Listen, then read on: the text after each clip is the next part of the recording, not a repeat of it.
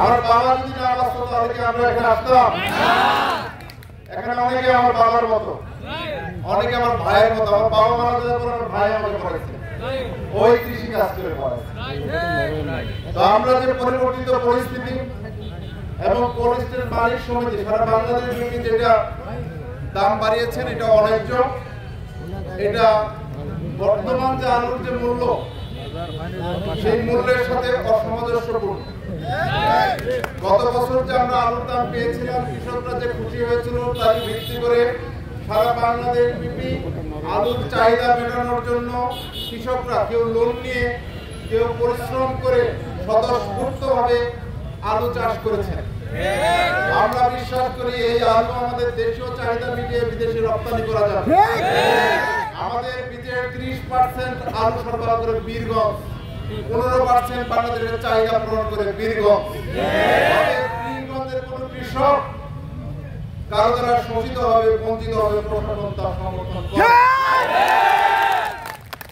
আপনাদের এই কথা শোনার পরে আমি সঙ্গে সঙ্গে আমার জেলা প্রশাসনের সাথে কথা বলেছি। জেলা প্রশাসক আমাকে নির্দেশনা দিয়েছেন আমাদের শান্ত হতে পারেন, তারা রাখুক। আগামী কয়েকদিন পরে আমরা ডিসিস কনফারেন্স মাননীয় প্রধান উপদেষ্টার সাথে ডিসি মহোদয়ের কথা বলব এবং মাননীয় প্রধান উপদেষ্টাকে জানাবেন। আশা করি সেন্ট্রালি এটা সুরাহা হবে। যদি সুরাহা না হয়, বীরগঞ্জের জন্য আমরা স্থানীয়ভাবে সুরাহা করব। আমি আপনাদের প্রতি আহ্বান জানাবো, আপনারা যে উদ্দেশ্যে এখানে আন্দোলন করেছেন, আমরা এই সুরাহা করে আপনাদের সুন্দরভাবে আগের অবস্থানে ফিরিয়ে দেব। আমরা রাস্তা অবরোধটা বন্ধ করি, আমার সাথে কথা বললে হয়ে যাবে, নাহলে আমরা এর বিরুদ্ধে আইনগত ব্যবস্থা নিব।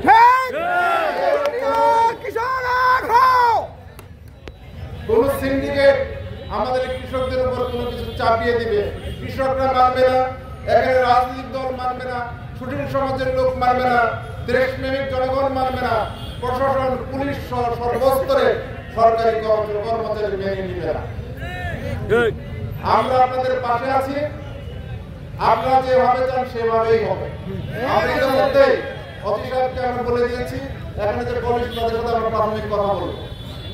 সেক্ষেত্রে আপনাদের 2-1 জন প্রতিনিধি ডাকা হবে, দেখে তারা কি বলতে চায় সেটা শুনবো, শুনে আপনাদের পক্ষে আমরা একটা বিবেক করবো। আমাদের আলু করবে না,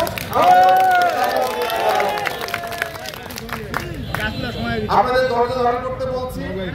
এখন তো শেষ হয়ে যাবে, আমাদের রাখবেন। আমি বারবার আমরা আপনাদের সেবা দেওয়ার জন্য সরকার আমাদের বেতন দেয় আপনাদের যেটা মঙ্গল হবে আমরা সেটাই করবো। আমরা দ্রুত অধিনায়ককে বলছি, তাদের সাথে কথা বলবে, যেহেতু সেন্ট্রালের সিদ্ধান্ত। আমরা অনেক কৃষি সচিব সরের সাথে কথা বলবে, এরকম সারা বাংলাদেশের অনেক জায়গায়। যদি এটা জাতীয় পর্যায়ে না হয়, আমি বলে দিলাম, বিশেষ করে বীরগঞ্জের জন্য আমরা এটা ব্যবস্থা করব। আপনারা এখানে কষ্ট করে আসছেন, আপনাদের সাথে দেখা হলো, এই জন্য আপনাদের প্রতি কৃতজ্ঞতা জানাই। আপনারা অহিংস আন্দোলন করেছেন, অহিংসভাবে আপনারা করেছেন, এই জন্য আপনাদের কৃতজ্ঞতা জানাই। আসলে আমাদের কৃষকরা আমাদের বাবা, আসলে আমাদের কৃষকরা আমাদের ভালো ভূমিকায় মানুষকে সম্মান করতে। সবার প্রতি ধন্যবাদ ও কৃতজ্ঞতা জানিয়ে আমার বক্তব্য শেষ করছি এবং এই রাস্তা